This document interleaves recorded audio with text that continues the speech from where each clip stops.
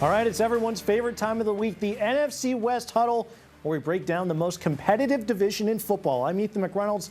Joining me, Megan Plain in Phoenix, Keyshawn Ward in San Francisco, and Gerard Moncure in LA. And boy, guys, do we have quite the Thursday night game to discuss. Kyle Shanahan versus Sean McVay, two of the best offensive minds in the game playing in sunny, hot Santa Clara. Perfect conditions, the overhead in the first half.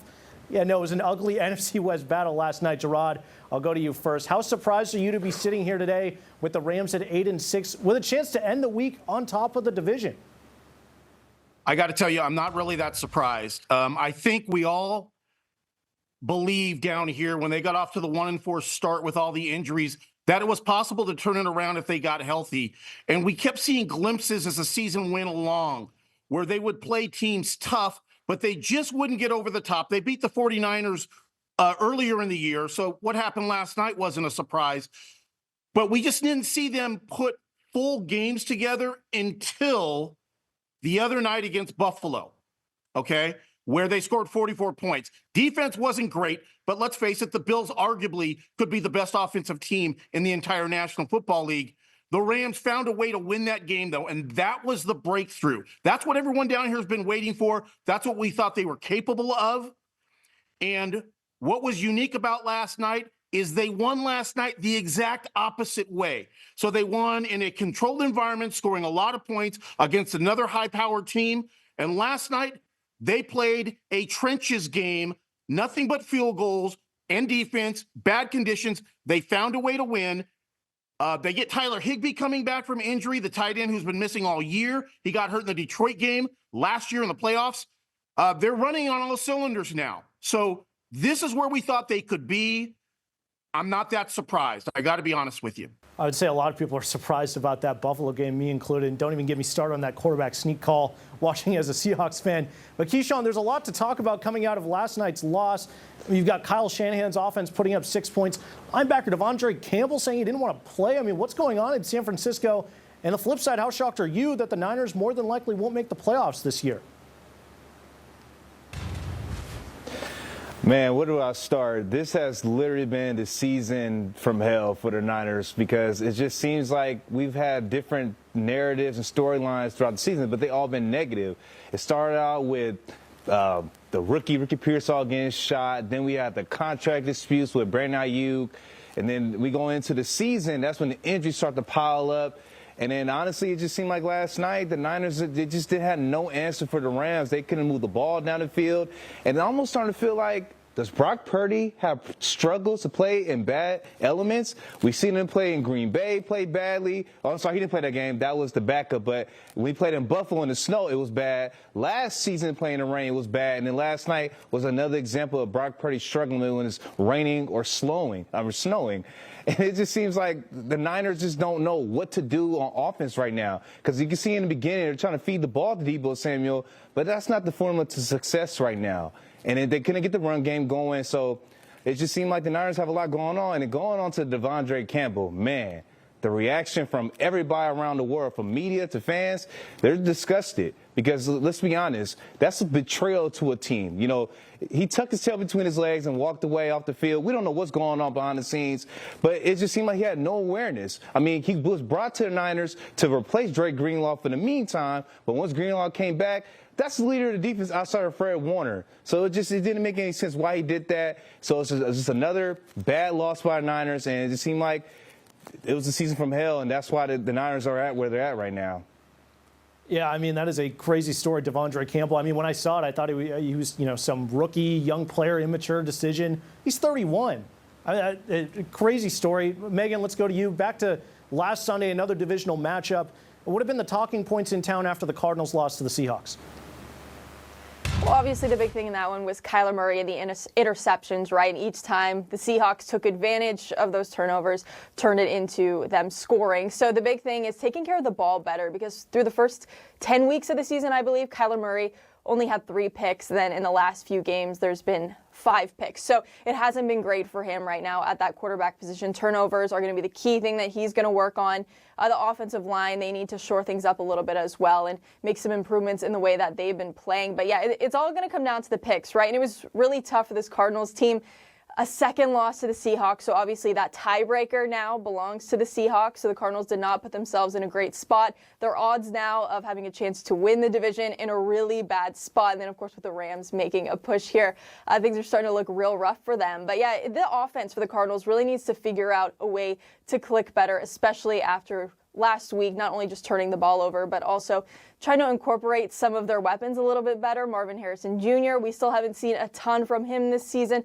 A lot more that fans would like to see out of their top draft pick, but we'll see if, this upcoming week they can get all that figured out.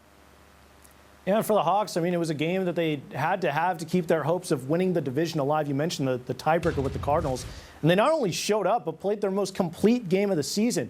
The offensive line showed up, put in their best performance of the year, led to 176 yards on the ground. No sacks allowed. Geno wasn't touched.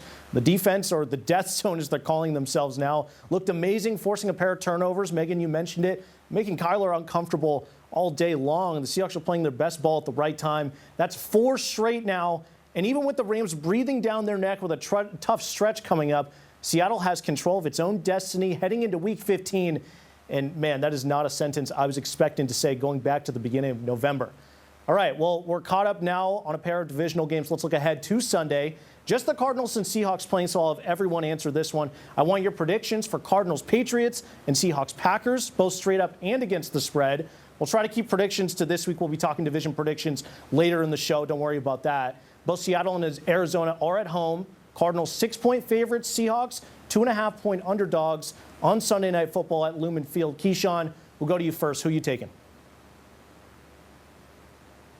I'm going to take the Arizona Cardinals. I think they're just too desperate right now to try to stay afloat in this division. The Seattle Seahawks on the heater. The Rams are finding stride at the right time. The Niners are just collapsing. So this is the Cardinals' time to try to stay alive in NFC West. And as far as the matchup, I just think that the Patriots cannot go score for score with them. And the Cardinals are back at home. And I just think that they'll also just be too much on offense for the Patriots to deal with. Yes, Drake May is doing pretty well with no weapons in the perimeter, but I just don't think it's be enough for him. So I do think that the score will be somewhere between 22 to 16. So I think the Patriots will cover the spread, but outright, I think the Cardinals will win the game. Megan, let's go to you now. Who you got this weekend? I'm going with the Cardinals as well. I'm going to take the over on them as well.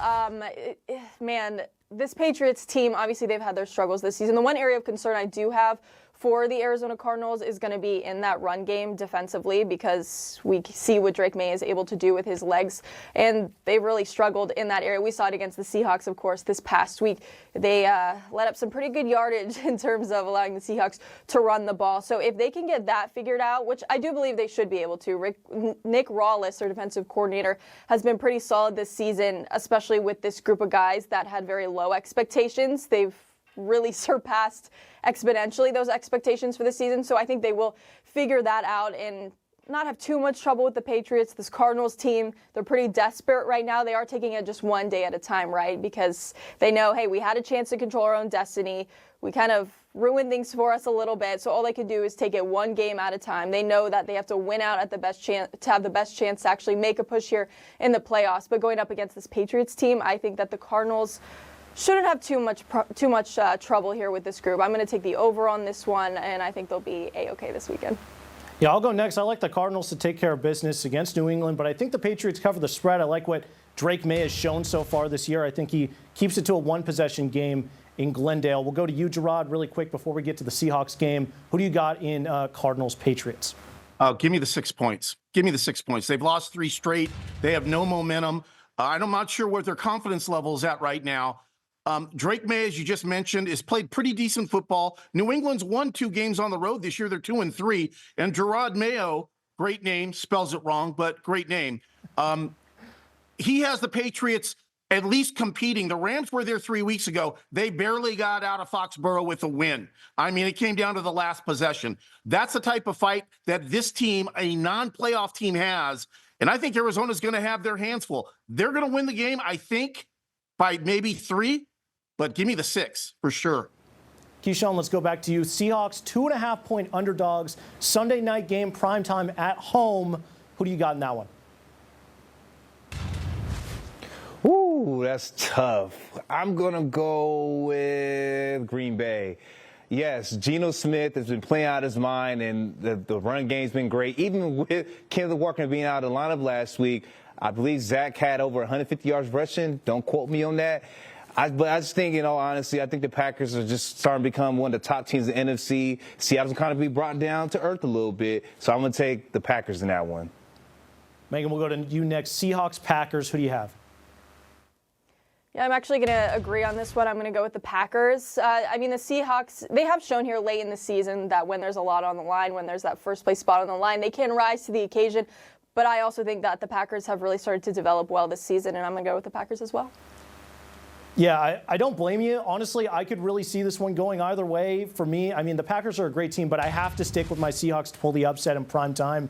I'll tell you why. The Hawks, 24-8 in primetime games at home. They show up for the big occasion at Lumen Field. I expect the same on Sunday night. They're riding a 4-game winning streak coming off their best game of the year. Give me Seattle by a field goal to stay on top in the division. Now, Gerard, I have to assume you disagree with my Seahawk picks, but what is your prediction for Sunday night?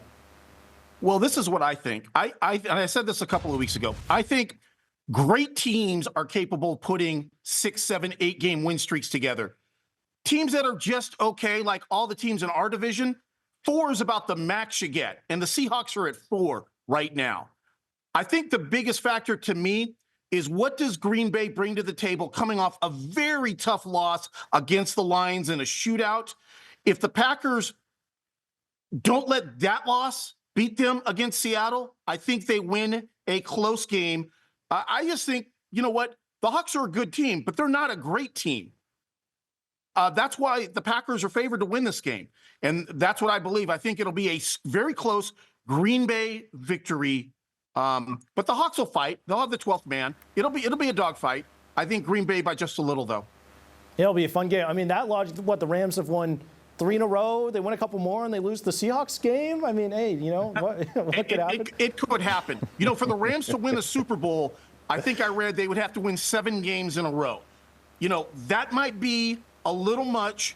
You know, you do get that 2-week break, but I think for mediocre teams, and I'm not going to say mediocre, above average teams, that's what the teams in the NFC West are, above average. It's really tough to win 5, 6, 7 in a row. You know, that's reserved this year for the Eagles, the Lions, Kansas City, who continues to find ways to win games. Yeah, most definitely. Kansas City cannot lose. We'll talk about them later in the show. All right, let's move on to one of our favorite games that we play on the show. Fair or foul? I'll give you a statement. You tell me if it's fair or foul. First up, we're going to talk division predictions. The Seahawks will maintain their division lead and win the NFC West. Gerard, I'll go to you first. Is that fair or foul?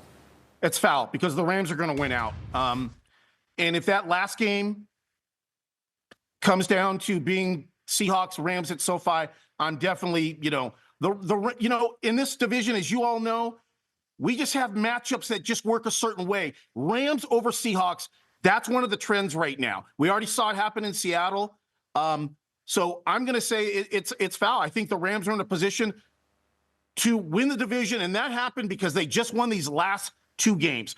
The Buffalo game and the game at San Francisco, I think, were the toughest games the Rams had left. They can't overlook the Jets. Got to get on a plane, go across the country. That's not going to be easy. But I think they're in the right mindset. So I got to say foul because I think the Rams are going to win out. All right, no doubt in Los Angeles. Megan, let's go to you. Same question. Do the Seahawks hang on to win the division, fair or foul? Foul, the Rams. I'm picking the Rams as well. And, you know, I think this is kind of a storyline that a lot of us were really talking about early on in the season, right? It was the Rams need to get healthy. The Rams need to get healthy. When they get healthy, they're going to be more of a threat, and that's something that has come to fruition here. The Rams are looking really good right now, and yes, the Seahawks, they've had a nice little run here, but I do think it's the Rams that are going to hold on or come out on top and end up winning the division. Man, well, okay, well, Megan, we need the Cardinals' help against the Rams later this couple of weeks. I don't want you guys throwing games so your prediction is right. All right, Keyshawn, what's your take? Fair or foul? Seahawks win the division.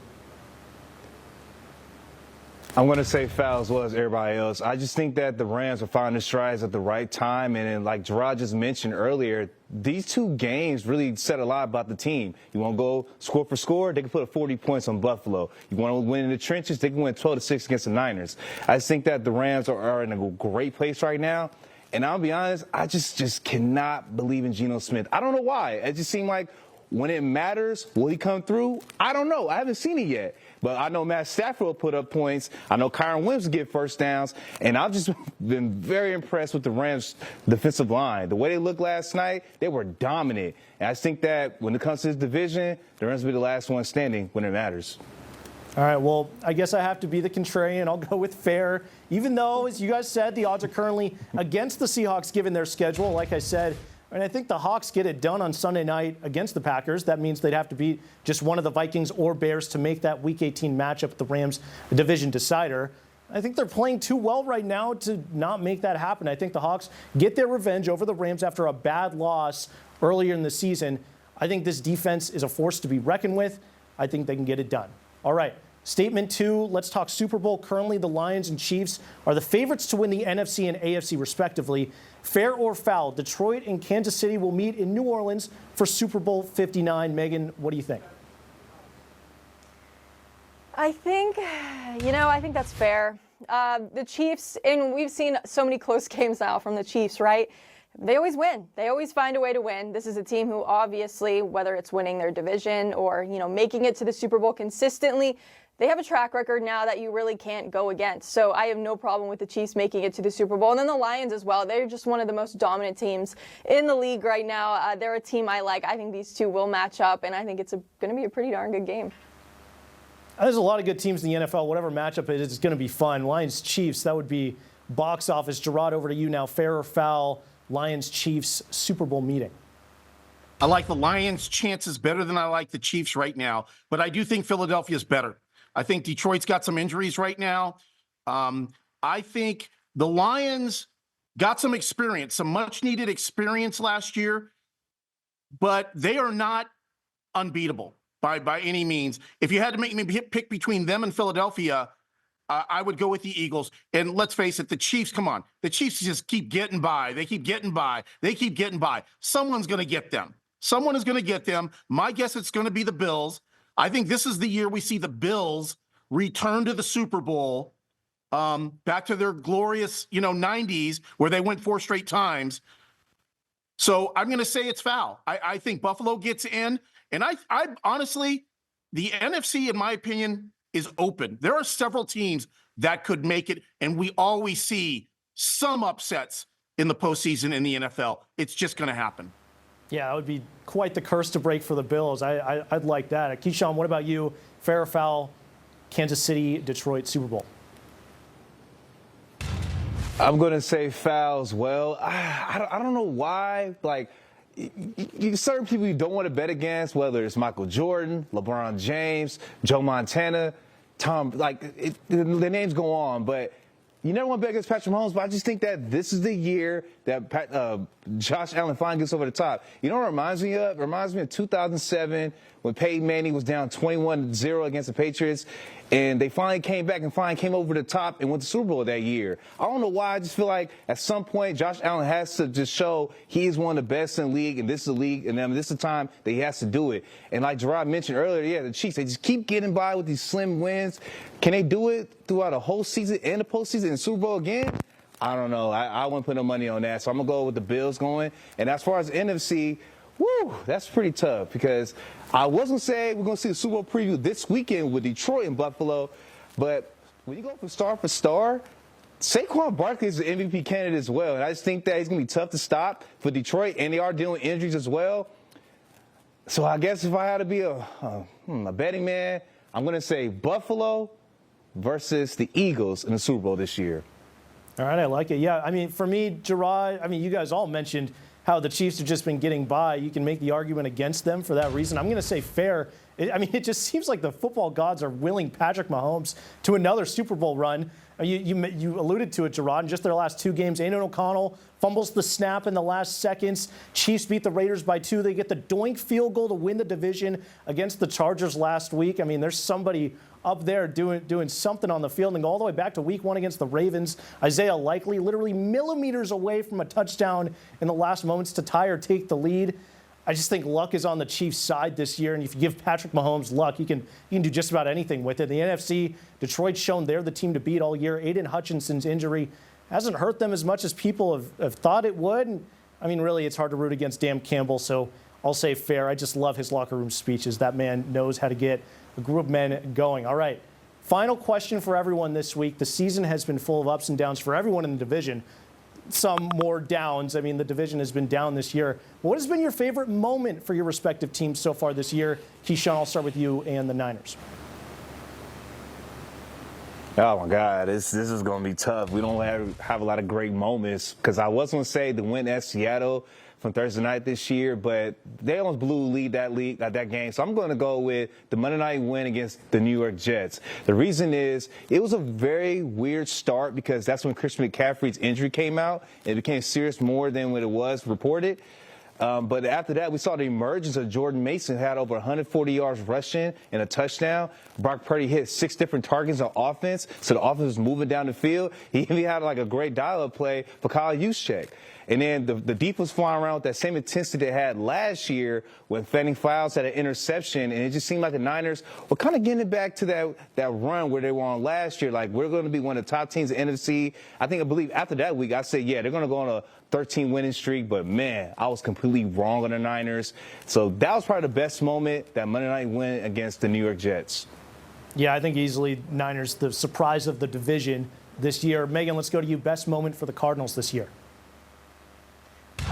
Given the way things have turned recently, can I pick the bye week? Things were so positive during the bye week, right? They were on a 4-game win streak heading into that. It looked like this division was theirs. They just had to control their own destiny, but didn't make it happen. But no, I'm going to say I'll pick maybe a play I really liked at one point during that stretch there. It was Trey McBride. We've seen him hurdle guys a lot this season, but he's had, those hurdling plays this year. And I think it's been really nice to watch him to continue to come into his own. He has solidified his spot as one of the best tight ends in the league. He's been the guy that Kyler Murray could rely on the most this season. So I think for me, it's, that 4-game winning streak there and Trey McBride having some really standout performances that just continues to kind of propel him into conversations on the national stage. Those are the things that kind of stand out to me.